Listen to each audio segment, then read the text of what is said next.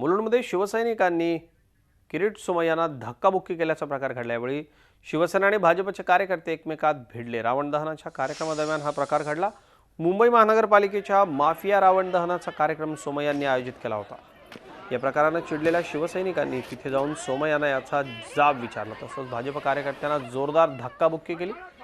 5 भाजप कार्यकर्ते यात जखमी झाले असून त्यांच्यावरती रुग्णालयात उपचार सुरू आहेत। सोमय्यांनी अलीकडेच ठाकरे कुटुंबाचं नाव न घेता महापालिकेतल्या भ्रष्ट कारभारावर टीका केली होती। मुंबई महापालिका हा भ्रष्टाचाराचा अड्डा बनला असा भडीमार सोमय्यांनी केला होता। ॲक्शनला रिॲक्शन आहे, बट नॅचरल रिॲक्शन आहे आमची, आणि हे वारंवार आपण मुख्यमंत्र्यांना सांगितलं होतं। खरं म्हणजे मला तर वाटतं हे वारंवार शिवसेनेला टार्गेट करून कहीं पे निशाणा कहीं पे काय म्हणतात ना, तसं ते प्रकार आहे। 25 वर्ष गेले जर महानगरपालिकेला मांडी लावून आहेत, उपमहापौर आहेत, इम्प्रुव्हमेंट चेअरमन आहे, बेएसटी चेअरमन आहेत, अनेक कमिट्यांवर ह्यांचे चेअरमन आहेत, आणि तरी पण ते म्हणत असतील की महानगरपालिकेमध्ये मोठ्या प्रमाणात भ्रष्टाचार आहेत। तर याचा अर्थ भारतीय जनता पार्टीचे लोक पण मग भ्रष्टाचारात आहेत।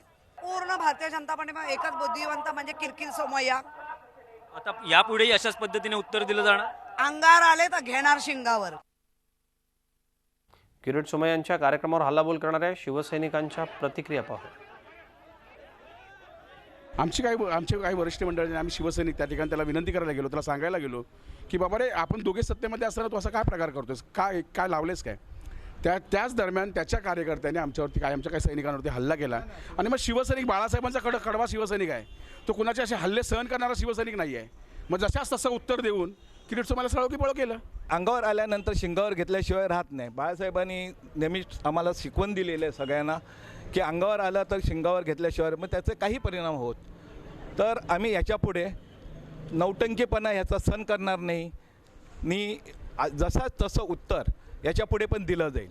बऱ्याच वेळेला असं झालं की शिववडापावच्या उपशाखा शिवसेनेच्या उपशाखा प्रमुखांना धमकी देण्यापर्यंत त्यांची मौज गेलेली आहे, आणि या सगळ्याचाच कदाचित आपण म्हणूया की याचा उद्रेक झालेला आहे, आणि आता यावर आणखीन होण्याच्या पूर्वी त्याला कोणीतरी रोखायला हवं। झी 24 तास रहा एक पाऊल पुढे।